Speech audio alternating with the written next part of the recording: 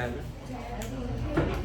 मोबाईलचे ऍप्लिकेशन आले माहिती ना, त्यावर व्हिडिओज नाहीत अजून, त्यामुळे त्यात काय तुम्हाला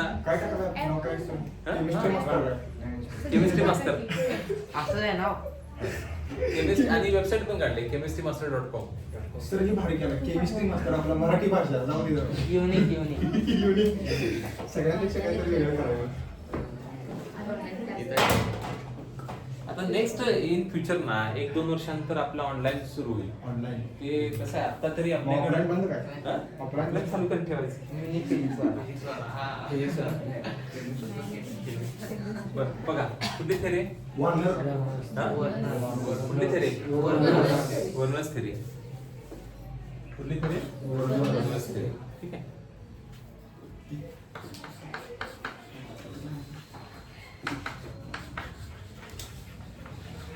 आता वर्नर्स थेरी जर तुम्हाला समजून घ्यायचं असेल तर तुम्हाला 4 मोलिक्युल्स पहिला कळायला पाहिजे. कोणते 4 मोलिक्युल्स आहेत तर मी सांगितले होते. समजा हा CO कोबाल्ट म्हणजे कोण ऍक्ट आहे, कोण ऍक्ट काय काय म्हणून ऍक्ट करतोय, तो काय रोल प्ले करतोय, सेंट्रल मेटल आयन म्हणून काम करतोय. आणि NH3 म्हणून काय असते, त्याचा लिगॅंड आहे. किती लिगॅंड्स आहेत? 6. मग मला सांगा लिगॅंड्सवर काय असायला पाहिजे, लोन पेअर. आणि लिगॅंड्सचं लोन पेअर डोनेट करायला पाहिजे. कुणाला डोनेट केली पाहिजे? हा. आणि किती लिगॅंड्स डोनेट करणार आहेत? 6. आणि हा CL 3 CL आहेत ना, हे 3 CL बाहेर आहेत. स्क्वेअर ब्रॅकेटच्या बाहेर दाखवतो, याचा अर्थ काय निघतोय? स्ट्रॉंग बॉन्डिंग मध्ये का वीक बॉन्डिंग? हा म्हणजे कसं, हा कोबाल्ट सेंटरला आहे. कोबाल्ट सेंटरला आहे. अमोनिया जो आहे NH3 पहिला बॉन्ड तयार झाला, परत दुसरा बॉन्ड, परत तिसरा बॉन्ड, परत चौथा बॉन्ड, 5वा बॉन्ड आणि 6वा. किती बॉन्ड तयार झाले? 6. हे 6 अमोनिया आत आहेत, एका सर्कल मध्ये आहेत आत. हे जे काय आतले जे 6 अमोनिया आहेत नाही, हे कोऑर्डिनेट बॉन्ड अटॅचमेंट मध्ये आहेत. कुठला? कोऑर्डिनेट. आणि हा एक CL, हा एक CL आणि इथे एक CL आहे. हे 3 CL आहेत ना, हे डॉटेड लाईन अटॅचमेंट मध्ये आहेत. ठीक आहे. हे डॉटेड लाईन म्हणजे काय इंडिकेट करते माहिती आहे का, की बॉन्ड स्ट्रॉंग नाही, वीक आहे, बॉन्ड वीक आहे. आणि हा कोणत्या टाइपचा बॉन्ड आहे माहिती आहे? इलेक्ट्रोस्टॅटिक वाला. म्हणजे कसं, ह्याच्यावर कोणता चार्ज असतो? निगेटिव्ह. ह्याच्यावर कोणता असतो? पॉझिटिव्ह. म्हणजे फक्त अट्रॅक्शन मुळे एकत्र आहेत. कोणत्या टाइपचं अट्रॅक्शन आहे? इलेक्ट्रोस्टॅटिक वाला. आपण जसं आयनिक मध्ये बघतोय त्या पद्धतीनं. हा बॉन्ड मी डॉटेड लाईन काढण्याचा एकच उद्देश आहे की हा बॉन्ड स्ट्रॉंग आहे, वीक आहे, स्ट्रॉंग आहे, वीक आहे. आणि हा बॉन्ड कसा आहे? स्ट्रॉंग आहे. हा बॉन्ड स्ट्रॉंग आहे, हा बॉन्ड वीक आहे समजायचं. मग एखाद्याने जर अपेक्षा केला की माझा आयुष्यात एखादा बॉन्ड तयार झाला तर तो कुठल्या पद्धतीचा व्हावा? स्ट्रॉंग. म्हणजे कुठल्या पद्धतीचा व्हावा? कोऑर्डिनेट. कुठला झाला पाहिजे? हा. आता हे एक मोलिक्युल आहे. आता दुसरा मोलिक्युल मी घेतो. दुसऱ्या मोलिक्युल मध्ये काय करतो बघा, हा कोबाल्ट हा सेंट्रल मेटल आयन ऍक्ट होते. परत हा कोण आहे? NH3 किती घ्यायचे? 6 का 5? 5 NH3 घ्यायचे. एक CL आत घेतला बघा आणि 2 CL बाहेर आहेत. परत म्हणजे ह्यात काय करायचं, एक अमोनिया कमी करायचा आणि एक CL आत टाकायचा. पण हे दाखवताना पण कसं दाखवायचं माहितीये का, हा कोबाल्ट आहे समजा आणि अमोनिया किती दाखवायचे? 1 2 3 4 आणि 5 अमोनिया आणि 1 CL आहे का. हे सगळेच काय आले आता आत आले. बाहेर कोण आहे का? नाही, सगळे अमोनिया आत आले आणि 1 CL बाहेरचा आत आला.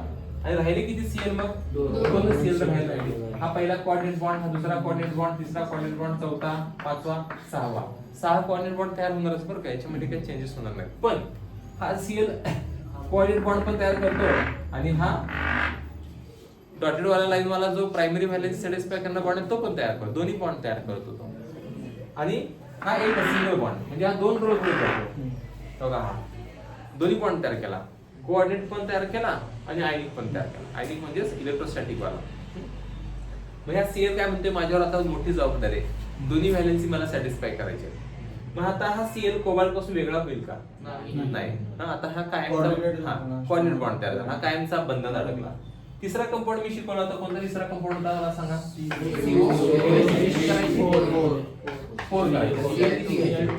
एक CL बाहेर काढायचा. आणि चौथा कंपाऊंड कुठला घेतला होता? CL Cl3 आणि बाहेर Cl आहे का? नाही. असे किती कंपाऊंडचा अभ्यास केला? 1 चार. 2 3 आणि 4 कंपाऊंडचा अभ्यास. Cl बाहेर आहे का? नाही. आणि इथं Cl बाहेर नसणारच आहे. आणि आणि NH3 किती आहे? 3 आणि 3 6. म्हणजे याच्यावरून तुम्हाला कळते का की हा जो कोबाल्ट आहे याची एक व्हॅलन्सी फिक्स आहे, कोऑर्डिनेशन नंबर फिक्स आहे, तो किती आहे? 6. प्रत्येक ह्याच्यात बघा बरं 6 आहेत का नाही सांगा. मग ह्यात पण काय केलं, 3 नंबरच्या कंपाऊंड मध्ये एक अमोनिया कमी करायचा, Cl बाहेरचा 8 टाकायचा. 4 नंबरच्या कंपाऊंड मध्ये अजून एक अमोनिया कमी करा आणि बाहेरचा Cl 8 टाका. सगळेचे सगळे Cl 8. स्ट्रॉंगली बाइंडेड असणार का वीकली? स्ट्रॉंगली बाइंडेड आहेत. एकमेकांना एकदम घट्ट पकडून असणार आहेत. ते एकमेकांना सोडणार आहेत का? नाही सोडणार. मग आता याच्यामध्ये हे 4 कंपाऊंडचा जेव्हा स्टडी केला वर्नरनं, त्याला काय समजलं? त्याला 2 गोष्टी त्यानं केला होता. काय केला होता? तर पहिल्या वेळेला त्यानं काय केलं, हा कंपाऊंड पाण्यात टाकला, पाण्यातलं 3 क्लोरीन आयनस झाले. हे कसं कळालं? AgNO3 ऍड केल्यामुळे समजलं. आणि हा अमोनिया ह्याच्याबरोबर इंटॅक्ट राहिला. अमोनिया बाहेर निघाला होता का? नाही.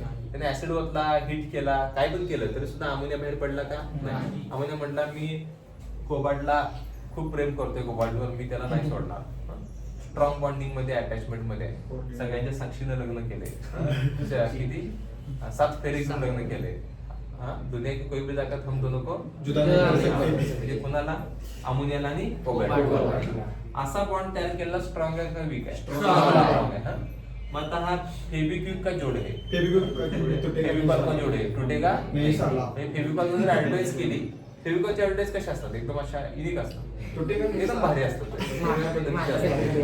मला वाटतं फेविकॉल कंपनीनं असंही ऍडव्हाइस करावी केमिस्ट्रीच्या लोकांसाठी.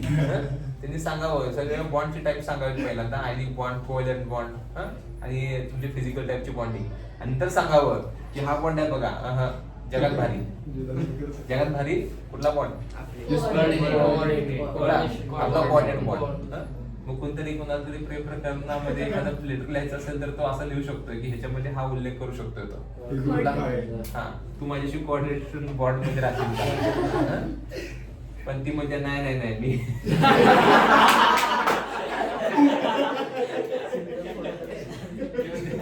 तिने काही कमिटमेंट द्यायची नसते. आज हा आहे तर दुसरा उद्या दुसरा बदलू शकतो की असं काय, हा तिथनं जाऊ शकतो दुसरीकडे. हा तसा नाही, हा अडकला की अडकला. ठीक आहे. हा अजीच बरं, हे संबंध का रिपीट करू? बरं, आता वर्णन पहिल्या कंपाऊंड साठी जर Cl बाहेर पडला का? होय का नाही?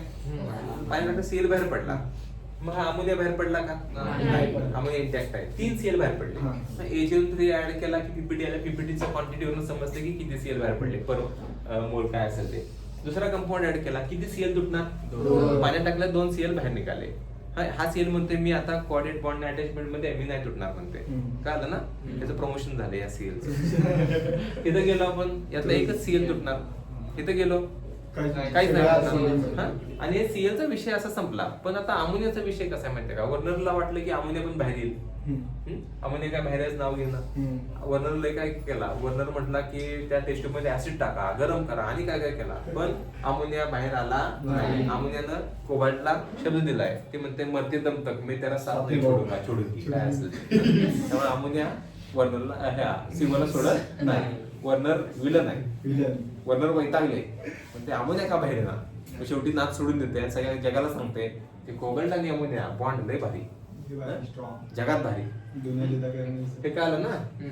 होय का नाही? मग वर्णन नाच सोडून दिला. मग वर्णन सगळ्या जगाला थेअर सांगितली त्याची थेअरी फॉर्मॅट मध्ये सांगितलं. वर्णन म्हटला की अमोनिया आणि कोबाल्टचा बॉन्ड स्ट्रॉंग असतोय आणि तो बॉन्ड जो आहे ना तो त्याचा कोऑर्डिनेशन नंबर असतो, आणि तो कोऑर्डिनेशन नंबर जो असतो ना सेंटर मेटल आयनचा, तो म्हणजे त्याची काय असते? लिगॅन्सी. लिगॅन्सी म्हणजेच त्याचा सेंटर मेटल आयनचा कोऑर्डिनेशन नंबर. तो बॉन्ड फिक्स, तो बदलणार नाही. पण त्याच्यामध्ये वर्नरनं काय काय सांगितलं की हा बरं अमोनिया बाहेर पडलाच नाही, कसं कळलं वर्नरला? टेस्ट ट्यूब घेतला, ऍसिड टाकला, हीट केला, अमोनिया काय बाहेर निघत नाही. मग काय करायचं? टर्मरिक पेपर घ्यायचा, मॉइस्ट करायचा आणि वर पकडायचा. जर ब्राऊन झाला तर अमोनिया बाहेर पडलाय, आणि ब्राऊन नाही झाला तर अमोनिया बाहेर पडला नाही, हे ओळखतंय. बरं, आता आपल्याला हे झालं, हे कळलं. म्हणजे त्यानं काय केलं? एक एक्सपेरिमेंट केला. मागच्या लेक्चरला मी समजावून सांगितलं होतं एक्सपेरिमेंट. आता इथनं पुढे मी काय शिकवणार आहे? तर वर्नरची थिअरी शिकवणार आहे. वर्नरचे पॉस्ट्युलेट्स किंवा सायलेंट फीचर्स, अझम्पशन्स बघूया. वर्नरनं काय काय सांगितलं ते सांगणार आहे. वर्नरनं काय म्हटला की एव्हरी मेटल ॲटम किंवा ion have two types of valencies. दोन प्रकारचे व्हॅलेन्सी असतात. किती प्रकारचे व्हॅलेन्सी असतात? दोन प्रकारचे हात असतात. मग एक म्हणजे प्रायमरी व्हॅलेन्सी, दुसरी म्हणजे सेकंडरी व्हॅलेन्सी. ही बघा प्रायमरी व्हॅलेन्सी कुठले? Primary valency. प्रायमरी व्हॅलेन्सी आणि कुठले? Secondary valency. मग वर्णन काय म्हणला की प्रायमरी व्हॅलेन्सी असते ती आयनायझेबल असते. कशी असते? आयनायझेबल. आयनाइजेबल. आयनाइज होणारी. बॉन्ड स्ट्रॉंग आहे का वीक आहे? वीक आहे. तुटणार आहे की नाही? टाकला पाण्यात, पाण्यात टाकल्यानंतर हा सीएल आणि सीओ तुटणार का नाही? वेगळे होणार का नाही? हे वेगळे होतात याचा अर्थ तुम्ही काय सांगणार? आयन तयार होतोय.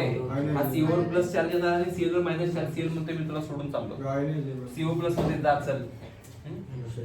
हा तू नाही तो वर सही. दुनिया मी पुढं. आता मला सांगा हा सीएल कोणता चार्ज आला? मायनस. त्याच्यावर कोणता आला? प्लस. दोघे वेगळे झाले. याचा अर्थ ही जी व्हॅलेन्सी आहे ना ती आयनाइजेबल व्हॅलेन्सी आहे. आयनाइजेबल व्हॅलेन्सी आहे. कळतंय का? पण हा अमोनिया किंवा आतला जो आहे बघा, आतला सीएल तोडणार आहे का? सीओला आपण म्हटलं ए सीएल काय राहिले त्याच्या बरोबर ते सोडून येणार, ते डिवोर्स. मग सीएल म्हणते मी काय डिवोर्स देणार नाही. हे सीएलचं काय डायलॉग आहे? दुनिया की जुदा नहीं कर सकते. दुनिया की कोई भी ताकत हम दोनों को जुदा नहीं कर सकती. कोणाला?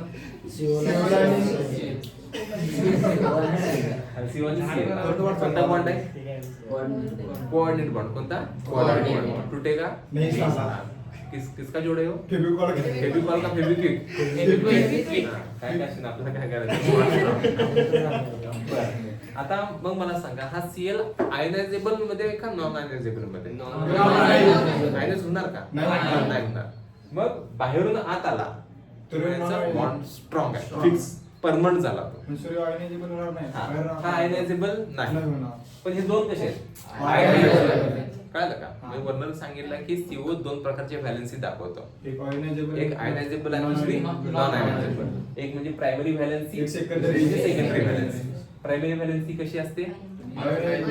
आयनायझेबल. आणि सेकंडरी व्हॅलेन्सी कशी असते? नॉन आयनायझेबल. हे कळते का? म्हणजे कसं आहे, कोबाल्टचे दोन प्रकारचे लग्न झाले. त्यापैकी पहिल्या प्रकारचे लग्न झाले ना ते फिक्स. आणि कोबाल्टने किती लग्न केले? किती? 6 लग्न केले. किती? 6. आणि 6च्या 6 लग्न एकदम स्ट्रॉंग आहेत. हे 6चे 6 लिगॅन्ड्स लोक याच्यावर लय प्रेम करायला आहेत. हे पण यांच्यावर प्रेम करते. ठीक आहे. एक राजा होता, त्याच्या 6 राण्या होत्या आणि सगळ्या 6च्या 6 राण्या आवडत्या होत्या. ठीक आहे. असं अशा टाइप मध्ये.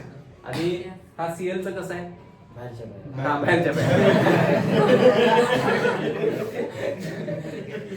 बाहेरच्या याचा अर्थ समजतंय का? घरवाली आणि बाहेरवाली फिक्स आहे का? घरवाली फिक्स. बाहेरवाली ह्याचं ब्रेकअप होऊ शकतंय का नाही सांगा? आयनायझेबल का नॉन आयनायझेबल? आयनायझेबल. नक्की का? बरं पुढं. ह्या सीओवर कोणता चार्ज आहे? प्लस. सीएल कोणता चार्ज आहे? आता हा किती सीएल बरोबर अटॅचमेंट मध्ये? एक 2 3. बघा इथं डॉटेड लाईन किती मोजा? 1 2 3. ठीक आहे. हा सीओ 3 सीएल बरोबर अटॅचमेंट मध्ये. याचा अर्थ लॉजिक काय सांगते? या सीएल किती प्लस चार्ज असायला पाहिजे? 3 प्लस. किती पाहिजे? 3 प्लस. ह्याच्या 3 प्लस आहेत म्हणजे 3 सीएल चिटकले बरं काय लागेल? 2 प्लस असेल तर 2 सीएल चिटकले असतात. एक प्लस असता तर एकच सीएल आला असता इथं. कळतंय का? म्हणजे याच्यातून काय समजतंय की कोबाल्टच्या डोक्यावर जो चार्ज आहे का नाही तो म्हणजे तिची ऑक्सिडेशन स्टेट असते. आणि तिची ऑक्सिडेशन स्टेट म्हणजे याची प्रायमरी व्हॅलेन्सी असते. म्हणजे डोक्यावर जेवढा चार्ज असेल तेवढे ते निगेटिव्ह चार्ज पार्टिकल्स किंवा आयन्स त्याला जाऊन चिटकणार. Primary valency is nothing but the oxidation state of the centre metal ion or atom. कळलं का? म्हणजे ही प्रायमरी व्हॅलेन्सी म्हणजे काय असते? त्याची ऑक्सिडेशन स्टेट असते. बरं आता असं पण आहे, हा जो सेंटर मेटल आयन किंवा ॲटम आहे ना दोन्ही व्हॅलेन्सी सॅटिस्फाय करतो. प्रायमरी पण सॅटिस्फाय करतो आणि सेकंडरी पण सॅटिस्फाय करतो.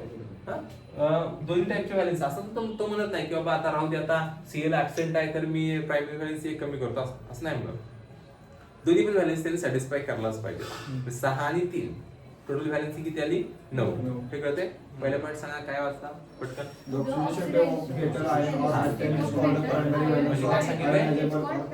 ऑक्सिडेशन स्टेट म्हणजेच ह्याची प्रायमरी व्हॅलेन्सी. आणि प्रायमरी व्हॅलेन्सी कशी असते? आयनायझेबल. कशी असते?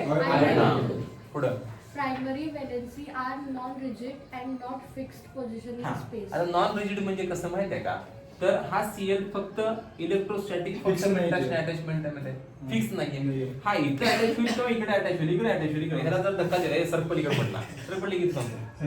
काय का सरपली इकडे कुठं पण जाऊन बसते, या तिघांना काय आळावडच आळावडच नाही. नाही. तर एकदम उचलला आणि ठेवला इथे. बघितलं ठेवला ते चिटकून बसते त्याला फक्त चिटकून बसायचं. कुणाला चिटकून बसायचं? कुणाला? सेंटर मीटर नाही का कोबाल्ट. हा त्याला काय कुठं पण ठेवा, काय फरक पडत नाही. त्याला फिक्स पोझिशन नसते. पुढे next. The secondary valence is the coordination number of the metal ion or atom in the complex. हा सेकंडरी व्हॅलेन्सी म्हणजे बघा ही आतली व्हॅलेन्सी. ह्या सेकंडरी व्हॅलेन्सी सॅटिस्फाय किती लोकांनी केले? 6 म्हणजे काय? त्याचा कोऑर्डिनेशन नंबर असतो. त्या कोऑर्डिनेशन मला लिगॅन्सी सुद्धा बोलतात आपण. हा पुढे next one. Secondary valence called as auxiliary or subsidiary or हा आता सेकंडरी व्हॅलेन्सी म्हणजे याला अजून एक नाव आहे ते. सेकंडरी व्हॅलेन्सी म्हणजेच कोण? तर ऑक्झिलरी व्हॅलेन्सी. ऑक्झिलरी व्हॅलेन्सी किंवा सबसिडियरी व्हॅलेन्सी. ऑक्झिलरी किंवा सबसिडियरी व्हॅलेन्सी. पुढे next one.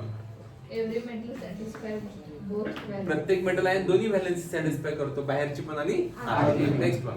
Primary valence is satisfied by negative हा ions. तर प्रायमरी व्हॅलेन्स निगेटिव्हनच सॅटिस्फाय केलं पाहिजे. का बरं? साधं सोपं आहे. का? याचं कारण आहे की याच्यावर कुठला चार्ज आहे? याच्यावर कुठला चार्ज आहे? प्लस. होय का नाही? होय नाही बोला. मग ह्याच्यावर प्लस आहे, मग हा मायनस असेल तरच अट्रॅक्ट होणार ना. ह्याच्यावर पण प्लस आणि ह्याच्यावर पण प्लस असतात तर हा ते काय एकत्र आले असते का? नाही. ह्याच्यावर न्यूट्रल असतात, चार्जेस नाही तर हे कशाला एकत्र येते ना. हे म्हणते काय आमचं अट्रॅक्शन नाही, मी काय लग्न करणार नाही. लग्न का झालं यांचं? प्लस मायनस अट्रॅक्शन झालं. मग हा कसा पाहिजे? हा प्लस आहे म्हणजे हा मायनसच पाहिजे. पॉझिटिव्ह न्यूट्रल चालणार नाही. Next one. Secondary valence is satisfied by neutral molecules or negatively charged ions. Secondary valency कोण माहितीये का? एक तर न्यूट्रल पाहिजे किंवा निगेटिव्हली चार्ज पाहिजे. पॉझिटिव्ह असेल तर त्यामध्ये मीच भिकारी, तुला कुठलं इलेक्ट्रॉनची पेअर देऊ ह्याला कळलं का? पॉझिटिव्ह वाला इथं ठेवून चालेल? पॉझिटिव्ह वाला म्हणते माझेच कोणतरी इलेक्ट्रॉन ढापून घेऊन गेले आणि माझ्याकडे इलेक्ट्रॉनची पेअर नाहीये, तुला कुठली देऊ मी? मीच आता अर्जंट आहे, तुला काय मी लोन पेअर देऊ शकत नाही. आता मग लोन पेअर देणार असतं मग तू लेगांना मी म्हणणार नाही, जा आउट होतं इथनं. त्याला काय ठेवायचं का पण इथं? हा जो अमोनिया आहे ना, हा अमोनिया हा न्यूट्रल लिगँड आहे. पण एक हे पाहिजे बघ, एक क्रायटेरिया आहे तिथं. जरी तो न्यूट्रल जरी असला पण लोन पेअर असायला पाहिजे. लोन पेअर असून उपयोग नाही, दिली पण पाहिजे. लोन पेअर असला पण दिली पाहिजे. मग हा लोन पेअर असणारा म्हणजे एक तर न्यूट्रल असू शकतो किंवा निगेटिव्हली चार्ज आयन असू शकतो. पुढे next one. Sometimes negative group or atom satisfy both primary and secondary हा valence. कधी कधी कभी कभी मेरे दिल में खायला आता. कधी कधी बरं का, कधी कधी असं वाटतंय की कधी कधी असं होतंय की हा सीएल आहे ना, इथं दोन्ही टाईपचे व्हॅलेन्सी सॅटिस्फाय केलं. दोन्ही टाईपचे व्हॅलेन्सी म्हणजे कसं बघा, दोन नाते आहेत. एक मामाची पोरगी पण आणि बायको पण. म्हणजे पहिला ती मामाची पोरगी असते डॉटेड लाईन, त्याला माहित नसते की बाबा हे बॉन्ड तयार होईल का नाही. डॉटेड लाईन आहे ना, फिक्स आहे का? नाही फिक्स नाही. चिडवत असते तो. अनुभव आहे. मग हा कुठला पण त्याला क्वाड्रेट नंतर लग्न झालं, मग बायको तयार झाली ना. मग मामाची पोरगी पण आणि बायको पण दोन्ही प्रकारचे बॉन्ड तयार होतात. असं असेल तर काय म्हणायचं की एकच लिगँड दोन्ही टाईपचे व्हॅलेन्सी सॅटिस्फाय करतो. प्रायमरी पण सॅटिस्फाय करतो, सेकंडरी पण सॅटिस्फाय करतो. दोन्ही टाईपची नाती असतात त्यांच्यामध्ये. कळलं का? होय ना. हे बंधन दो टाईप का बंधन है, एक डॉटेड वाला आणि एक डॉटेड वाला, स्ट्रॉंग वाला. नंतर स्ट्रॉंग झालं रे, आधी काय फिक्स नव्हतं, काय खरं नव्हतं. Secondary valence or coordination number. हा आता प्रत्येक मेटल आयनच्या जो काय कोऑर्डिनेशन नंबर आहे, व्हॅलेन्सी फिक्स असते बरं. ह्याची व्हॅलेन्सी किती आहे बरं कोबाल्टची सांगा?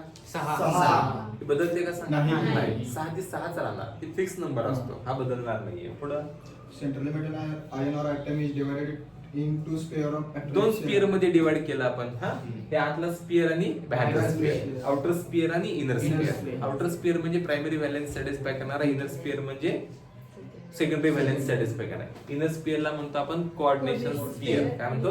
Coordination sphere. आणि आउटरला काय म्हणायचं? Ionization sphere. आयोनायझेशन हे आयोनायझेशन स्पियर. आयोनाइज होणार आहे हे आयनर स्पियर मध्ये. आणि हे कोऑर्डिनेशन स्पियर, कोऑर्डिनेट बॉन्ड तयार करणारे लिगँड्स हे कोऑर्डिनेशन स्पियर मध्ये असणार. सिक्युअर आता हे परमनंट झाले, आता अजिबात तुटणार नाही.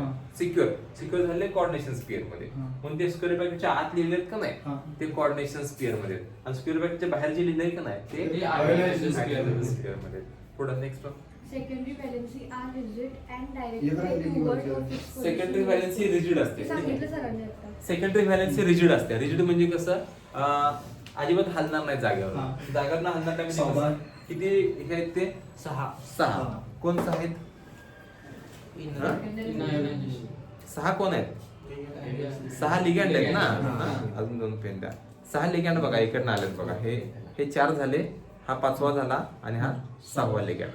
हे 6 लिगॅंड आले का? मग 6च्या 6 लिगॅंड ज्यावेळेला इथं येऊन अटॅचमेंट मध्ये आले, कुणाबरोबर आले? सेंटर मेटल आयनच्या अटॅचमेंट मध्ये आले. आणि ज्यावेळेला हे आले का नाही त्यावेळेला यांच्यामध्ये हा अमोनिया, हा अमोनिया. आता हा अमोनिया आणि हा अमोनिया ह्याच्यामध्ये रिपल्शन असेल का अट्रॅक्शन असेल? रिपल्शन असेल. कारण ह्याच्याकडे 3 हायड्रोजन, ह्याच्याकडे 3 हायड्रोजन. याचे एक स्पेसिफिक टाईपचे इलेक्ट्रॉन क्लाउड असते, इलेक्ट्रॉनची डेन्सिटी असते ह्याच्यावर इलेक्ट्रॉन क्लाउड असते. मग हे काय म्हणतात? सुरक्षित अंतर ठेवा. जवळ यायचं नाही. कळलं का? म्हणजे नाही का एका घरात जावांचं हे दंगा दुडकूस होते. त्यामुळे सगळ्या जावांना काय करायचं? लांब लांब ठेवायचं, जवळ ठेवायचं. हा, जेवढ्या जावा जवळ जवळ येतील का नाही दंगा दुडकूस. मग इकडनं वरवटा फेकून मारणार, तिकडे लाकडं फेकून डोकं फोडायचं नुसतं व्हायलन्स. आणि आपण म्हणायचं अहिंसा परमो धर्म. अहिंसा. आता ह्यांचं काय होणार? रिपल्शन होणार काय अट्रॅक्शन होणार? रिपल्शन आहे. मग जवळ ठेवायचं का लांब ठेवायचं? जेवढे लांब ठेव असतील तेवढं रिपल्शन कमी का जास्त? रिपल्शन काय असणार? रिपल्शन कमी असणार. हा, हे जेवढे लांब ठेवता येईल तेवढं लांब ठेवायचं. ह्याच्या जवळ आलं की मग ते इकडे कुठे यायला जायचं? मग हे इकडे आलं की ते इकडे जवळ इकडे. त्यामुळे काय शब्द आहेत? सुरक्षित अंतर ठेवा. सुरक्षित अंतर ठेवा. हा, तर कोण लिहिलं असतं? नाही, आपल्या ते माणसं बघा गाडी घेऊन कार घेऊन जातात, 5 जवळच्या खाली जाणार, ब्रेक मारला की ट्रकच्या पुढे जाणार. बरं, नेक्स्ट. आता मला सांगा, ही जी थिअरी आहे ना, ही VSEPR थिअरी आहे, valence shell electron pair repulsion theory 11th झाली होती. त्यामुळे हे सगळे एका स्पेसिफिक फिक्स पोझिशनला असतात का? जागा बदलणार आहेत का? नाही. जागा बदलायचं म्हटलं तर इकडे मध्ये इकडे कुठे यायला लागलाय, याला मध्ये इकडे कुठे यायला लागलाय. त्यामुळे जागा फिक्स राहते, जागा बदलत नाही. जागा बदलत नाही याचा अर्थ तुम्ही समजून घ्यायचं की यांची पोझिशन कशी फिक्स आहे. आणि यांची पोझिशन फिक्स असल्यामुळे ना हे रिजिड आहे. रिजिड म्हणजे तुम्ही त्याला जायचं सर की तिकडे म्हटलं की नाही, ते म्हणते नाही सर आमच्या जागा फिक्स आहे, सरकणार नाही. रिजिड म्हणजे त्यांचा जो काही शेप आहे तो बदलणार नाही. तुम्ही याला प्रेस केला, इकडे इकडे जावं म्हटलं अजिबात जाणार नाही. फिक्स्ड पोझिशन इन स्पेस, त्यामुळे रिजिडिटी मिळते तुम्हाला. रिजिड हा शब्द काय आला ना? फिक्स असल्यावर रिजिड बोलायचं. हा, फिक्स आहे तो, त्याची जागा सोडत नाही, त्यामुळे तो रिजिड आहे. नेक्स्ट वन,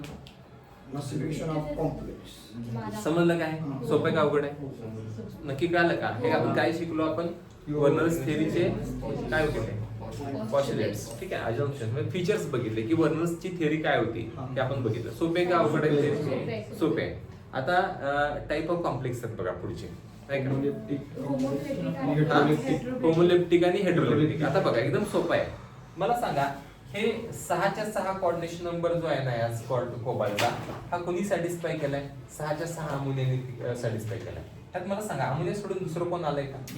आता अमोनिया सोडून दुसरं कोण नाहीये, याचा अर्थ काय निघतो याच्यात? की यांचे जे काही कॉर्डिनेशन नंबर यांचा जो 6 आहे तो सेम लिगॅंडने सॅटिस्फाय केलाय. लिगॅंड बदललेत का? सांग. लिगॅंड अजिबात बदलला नाही. लिगॅंड 6चे 6 लिगॅंड तेच आहेत. मग ह्याचा एक लिगॅंड हा हेट्रो टाइप वाला नाहीये, सेम टाइप वाले असेल तर होमोलेप्टिक कॉम्प्लेक्स असं बोलायचं. होमोलेप्टिक कॉम्प्लेक्स मध्ये लिगॅंड सगळे सेम असतात. आणि हेट्रोलेप्टिक कॉम्प्लेक्स मध्ये बघा बरं, एक लिगॅंड वेगळा आलाय बघा. हे 5 सेम आहेत की, पण एक वेगळा आला की. त्यामुळे होमोलेप्टिक हेट्रोलेप्टिक हेट्रोलेप्टिक कॉम्प्लेक्स आहे हा. हेट्रोलेप्टिक का बोलायचं? एक वेगळा आलाय. कोण वेगळा आलाय? हा सीएल वेगळा आहे. जेवढा तो वेगळा, जेवढे जास्त वेगळे असेल तेवढं तो हेट्रोलेप्टिक फॉर्मॅट मध्ये गेला. हा हेट्रो आहे का होम आहे? काय हेट्रो म्हणायचं? एक वेगळा आलाय. ठीक आहे, 2 किंवा 2 पेक्षा जास्त प्रकारचे लिगॅंड जर ह्याच्यामध्ये असतील, कोऑर्डिनेशन स्पेअर मध्ये असतील तर त्याला काय म्हणायचं? Heteroleptic ligand, heteroleptic complex. हा, नेक्स्ट वन. हा, आता चार्ज तुमचा जो काय कॉम्प्लेक्स आहे तो कॉम्प्लेक्स चार्ज आहे का नाही त्याच्यावर क्लासिफिक एकदम सोपं आहे. आता मला सांगा की हा समजा सीएल म्हटला मी तुला सोडून जातो, ह्याला उचलायचं आणि टाकायचं पाण्यात विरघळून जाते. पाण्यात विरघळला की मग काय होतंय की हा सीएल इथं निघतो. सीएल बाहेर पडला, सीएल बाहेर पडल्यावर काय होतं मग मला सांगा, इथं plus plus plus charge, CL minus CL minus CL minus, यांचं काय झालं? ब्रेकअप झालं. सीएल म्हटला मी तुला सोडून चाललोय, नाही झोपलंस का? कोण कोणाला सोडून गेलं? सीएल चालायचं कोणाला सोडून गेलं? सीओ सीओला नाही, कॉम्प्लेक्सला. फॅमिली सोडून गेला, सीओला एकटीला सोडलं नाही त्यानं, ह्या कॉम्प्लेक्सला सोडून गेला. कळते का? किती सीएल सोडून गेले? 3. पाण्यात टाकलं ते सोडून जातात, कारण दुसरं कोणतरी मिळालं की ते निघून गेले. मग हे- हा? नाही 3. हा सॉरी, इथं 2 जाणार. सॉरी ते 2 जाणार. एक आत आहे ना, एक आत आहे म्हणजे 3 जाणार का? हो, नाही, 2 जाणार. 2 जाणार. हे 2च गेले. तिसरा म्हणते नाही मी नाही जाऊ शकत. का जाऊ शकत नाही? आत आहे. हा, कुठल्या स्पीअर मध्ये येतो? Coordination. Coordination sphere. Secondary valence studies पाहिजे. हे काय म्हणते? आता मी आधी होतो म्हणते, आता नाही. आता मी ह्याच्याबरोबर चांगला कोऑर्डिनेशन बॉन्डिंग मध्ये चांगला बॉन्ड झालाय, मी याला सोडणार नाही.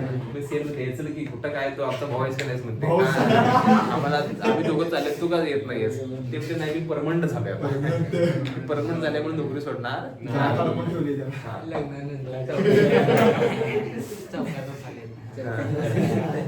आणि अनुभव आहे. ठीक आहे. सारखी सुट्टी काढत असते मध्ये. तीच की मार. बरं हे मला सांगा, याच्यामध्ये हे 2 सीएल बाहेर पडले ना, 2 सीएल बाहेर पडल्यानंतर कोणता चार्ज आला? मग कॉम्प्लेक्सवर जर प्लस चार्ज आला असेल तर त्या अशा कॉम्प्लेक्सला काय म्हणायचं? कॅटायनिक. कॅटायनिक म्हणजे पॉझिटिव्ह चार्ज वाला. पॉझिटिव्ह चार्ज वाला कॉम्प्लेक्स म्हणजे कॅटायनिक कॉम्प्लेक्स. निगेटिव्ह वाला असेल तर ऍनायन, आणि चार्ज नसेल तर न्यूट्रल. एवढं सोपं आहे. म्हणजे ह्या कॉम्प्लेक्सवर कोणता चार्ज आहे? सगळं पॉझिटिव्ह आहे म्हटलं तर कॅटायनिक, काहीच नसेल तर न्यूट्रल, निगेटिव्ह असेल तर ॲनायनिक. ॲनायनिक. समजते? पुढचा next point. Effective atomic number. Effective atomic number, त्याला आपण EAN बोलतो. काय बोलतो? EAN. Effective atomic number. पहिला की CNH3 आणि बाहेर CL3 आहेत की नाही, मग ते अनायक येते ना. नाही ते सगळे कॅटायनिक येते. ते पाण्यात टाकल्यानंतर मग आयनाइज होणार, आणि मग बघायचं ते पॉझिटिव्ह का निगेटिव्ह आहे का न्यूट्रल आहे. काय झालं? आता हे नॉर्मल न्यूट्रल आहे. न्यूट्रल काय माहितीये का? 3 प्लसला 3 CL मायनस कॅन्सल झाला ना चार्ज, त्यावेळेस तू ॲनायनिक कॅटायनिक असं म्हणू शकत नाहीस. कधी म्हणू शकतोय? पाण्यात टाकलं. हा, त्यावेळेस म्हणू शकतोय तू. हे कळलं? आता पुढचा येतो EAN, effective atomic number. EAN म्हणजे effective Atomic atomic number. Number. एकदम सोपं आहे. इफेक्टिव्ह ॲटॉमिक नंबर म्हणजे काय? थोडक्यात तुमचा सेंटर मेटल आयन आहे की नाही, त्याच्या आउटरमोस्ट शेल मध्ये किती इलेक्ट्रॉन फिरणार आहेत हा नंबर सांगणारा नंबर आहे. हा इफेक्टिव्ह ॲटॉमिक नंबर. एकदम सोपा आहे. किती करणार आहे त्याला इफेक्टिव्ह नंबर बोलायचं. नाही सांगतो. समजा हा कोबाल्ट आहे. आता घेतलेला एक्झाम्पल सांगतो म्हणजे तुम्हाला लवकर कळेल. अमोनिया किती आहेत सांगा बरं? 6. NH3 किती आहेत? 6. आणि ह्याच्या बाहेर CL किती आहेत? 3 CL आहेत. आणि असंच एक दुसरं पण एक्झाम्पल घेऊन सांगतो मी. आता हा EAN काढायचा आहे. EAN काढायचा असेल तर त्याचा फॉर्म्युला आहे. तो फॉर्म्युला काय दिलाय सांगा बरं? Z minus X plus Y. आता ह्या प्रत्येकाचं मिनिंग कळायला पाहिजे. हा Z म्हणजे कोणत्याचा? Atomic number of metal. X म्हणजे काय असते? थोडक्यात काय? Oxidation state. Number of electrons किती लूज केले त्याला, ऑक्सिडेशन स्टेट म्हणा की त्याला. आणि हा कोण आहे? Electrons donated by ligands. आता लिगॅंड्स किती? एक लिगॅंड एक लोन पेअर घेऊन येतो म्हणजे 2 इलेक्ट्रॉन घेऊन येतो. असे 6 लिगॅंड किती इलेक्ट्रॉन घेऊन येणार आहेत? 12. आता मला सांगा, जर याचा EAN काढायचा असेल तर तुम्ही मला सांगा की Z म्हणजे त्याचा ॲटॉमिक नंबर. मग कोबाल्टचा ॲटॉमिक नंबर किती आहे? आवाज. अरे कोबाल्टचा ॲटॉमिक नंबर 27. हा किती आहे? 27. किती आहे ॲटॉमिक नंबर? 27. आता मायनस. आता ऑक्सिडेशन स्टेट काढता यायला पाहिजे. ती ऑक्सिडेशन स्टेट कशी काढायची मी सांगतो. हा, ऑक्सिडेशन स्टेट कशी काढायची बघा. हा एक्स आहे ना, एक्स म्हणजे ऑक्सिडेशन स्टेट आहे कोबाल्टची. ती कशी काढायची समजून घ्या. आता हा अमोनिया न्यूट्रल लिगॅंड आहे का पॉझिटिव्ह वाला आहे का निगेटिव्ह वाला आहे? न्यूट्रल चार्ज नसतो बरं का. मग हा न्यूट्रल लिगॅंड आहे. मग हा झाकून ठेवा. इलेक्ट्रॉन घेत पण नाही देत पण नाही असं समजायचं. हा झाकून ठेवला. मग आता कोबाल्टला म्हणायचं तुझे इलेक्ट्रॉन अजून जाणार आहेत का? तर कोबाल्ट म्हणते हाय दलिंदर लोक आहेत माझे 3 इलेक्ट्रॉन. दलिंदर लोकांना मला 3 इलेक्ट्रॉन द्यावं लागणार. मग कोबाल्ट CL पण म्हणते मला 1 इलेक्ट्रॉन पाहिजे. ते घेऊन गेले ऑलरेडी. म्हणजे ऑलरेडी त्याच्यामध्ये आयनिक बॉन्ड असल्यासारखं समजा. मग एक CL गेला की 1 प्लस चार्ज येणार. दुसरा सीएल गेला की दुसरा प्लस चार्ज येणार, तिसरा सीएल गेला की तिसरा प्लस चार्ज येणार, तीन सीएल गेले तर कुठला चार्ज येणार किती प्लस चार्ज? 3. हा 3 प्लस चार्ज कुठल्या डोक्यावर असणार आहे? CO डोक्यावर असणार आहे. मग याची ऑक्सिडेशन स्टेट किती आली? किती आली? 3. समजतंय का? हा 3 सीएल मायनस गेले, ऑब्विसली इथे किती प्लस चार्ज आला? 3 प्लस चार्ज आला का? हा 3 प्लस म्हणजे मध्ये माझा काय संबंध? न्यूट्रल आहे. मग आता 3 प्लस चार्ज पुन्हा असणार आहे, CO वरच असणार आहे. ते ऑक्सिडेशन हा ह्याचा ऑक्सिडेशन नंबर हा +3 आला. CO चे 3 इलेक्ट्रॉन लूज झाले, लॉस झाले, कोणतरी दाखवून घेऊन गेले, पळून घेऊन गेले, माहित नाही कोण घेऊन गेले, पण घेऊन गेले. म्हणून त्याच्या डोक्यावर किती प्लस चार्ज आहे? 3+3. आणि हा +3 चार्ज होता म्हणून 3 सीएल याच्या कॉन्टॅक्ट मध्ये होते. या +3 चार्ज नसता तर 3 सीएल कॉन्टॅक्ट मध्ये आलेच नसते. हे कळतंय का? याचा ऑक्सिडेशन नंबर +3 आहे. पुढे जाऊया आपण. मग Y म्हणजे number of electrons donated by the ligands. आता लिगॅंड्स किती आहेत सांगायचं? एक लिगॅंड किती लोन पेअर आणतो? किती? एक लिगॅंड एक lone pair. Lone pair 6 ligand किती लोन पेअर? पेअर जोड्या 6 जोड्या आल्या का? 6 जोड्या म्हणजे किती इलेक्ट्रॉन? 12. का? मग 6 लिगॅंड किती इलेक्ट्रॉन घेऊन येतात? 12 घेऊन आले. कळतं का? मग आता हे 27 + 3 किती? 24 अधिक 12 36 गुण जुळले पाहिजे. 36 गुण जुळले की कॉम्प्लेक्स स्टेबल आहे असं आपण म्हणतो. आता बघा ह्याच्यात पण हा 36 कुठे आला माहितीये का? पिरियड टेबल आपण बघितलं तर पिरियड टेबल मध्ये बघा इथे दिसतंय का? क्रिप्टॉन 36 नंबरला आहे का? म्हणजे आजपर्यंत असं कधी घडलं नव्हतं की मेटल इलेक्ट्रॉन घेऊन त्याच्या नियरेस्ट नोबेल गॅसचं इलेक्ट्रॉनिक कॉन्फिगरेशन अक्वायर करेल. पण आपला जो आत्ताचा जो मेटल आहे का नाही, त्यानं क्रांती घडवला. शांतीत क्रांती घडवला. हा, कारण मेटलचं आपण काय म्हणतो की मेटल म्हणतो की इलेक्ट्रॉन देणार आहे ना, आणि ह्यानं काय केलं माहितीये? कोबाल्टनं आवळा देऊन कोळा काढला. ते आवळा देऊन कोळा काढणं प्रकार काय माहितीये का? आवळा देऊन कोळा काढायचं म्हणजे काय की एखादी छोटीशी गोष्ट द्यायची, त्याच्याकडे मोठी गोष्ट परत मागायची. काय लागलं? एखादा त्याला म्हणायचं चल जेवायला, त्याला जेवायला घेऊन जायचं आणि सगळी प्रॉपर्टी नावावर करून घ्यायची. असं आवळा देऊन कोळा काढणं. चला, मराठीचं लेक्चर नाही, केमिस्ट्रीचं लेक्चर आहे. आता मी पुढे सांगतो. आवळा देऊन कोळा काढणं म्हणजे काय बघा. आज नाही म्हणतात काय, एखाद्या वाघाला सिंहाला शिकार करायचं असेल तर 2-3 पावलं मागे यायला लागते, मग तो शिकार चांगली होऊ शकते. बरं, तुझं काय विषय काय? काय वाघाचा काय तुझा विषय नाही ना? माझा काही विषय नाही. अजून नाही आपला अजून नाही. शेळी घेऊन जाशील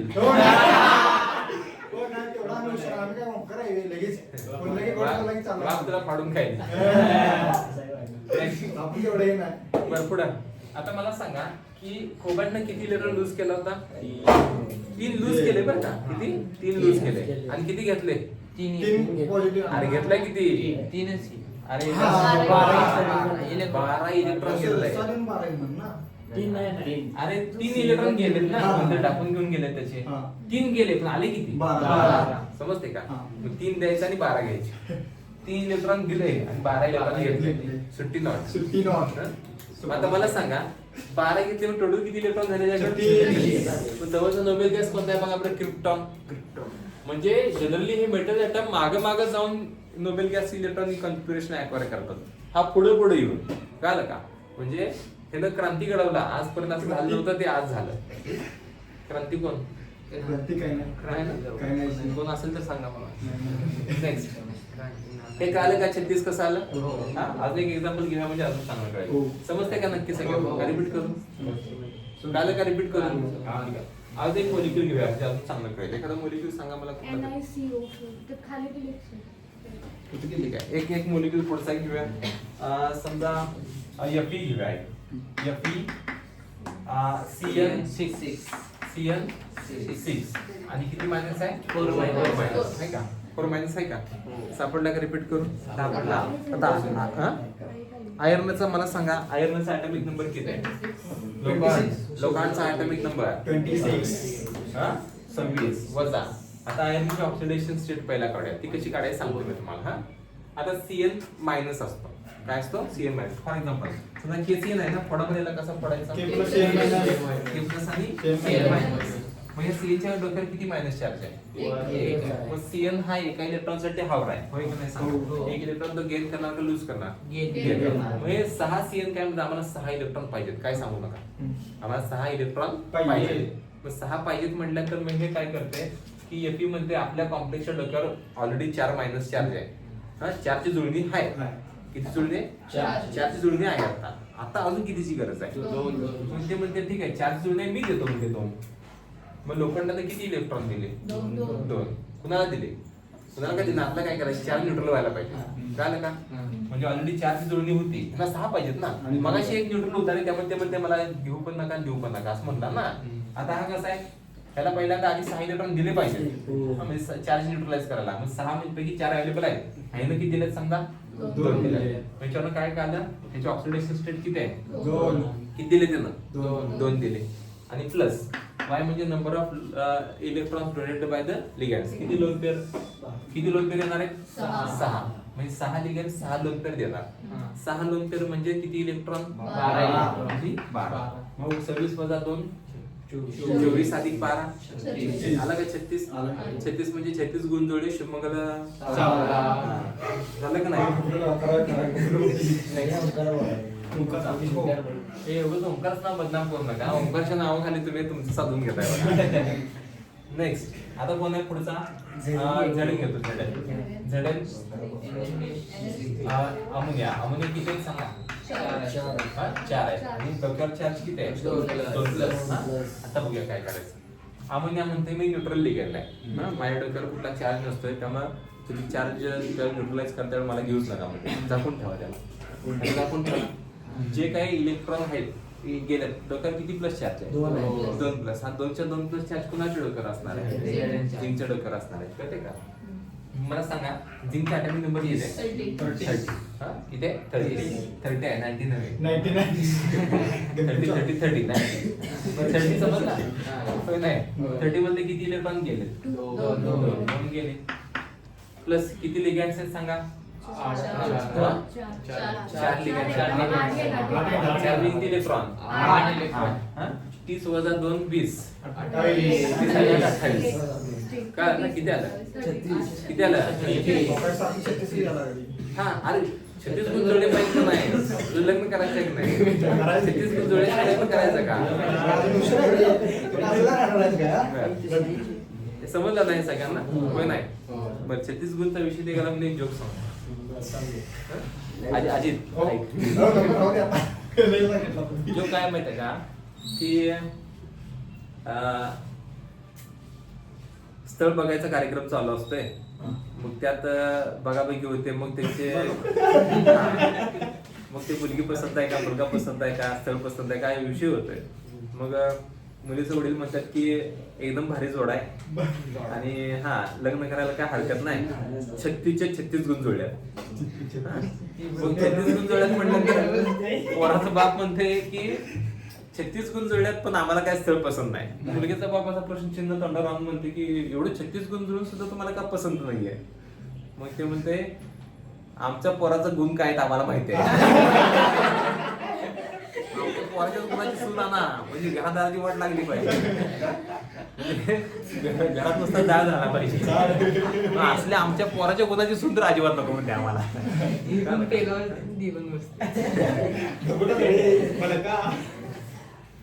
म्हणजे एखादा रॉकेल बदलं पाहिजे, एखादा गाडी बदलली पाहिजे, असल्या गुणाची पाहिजे.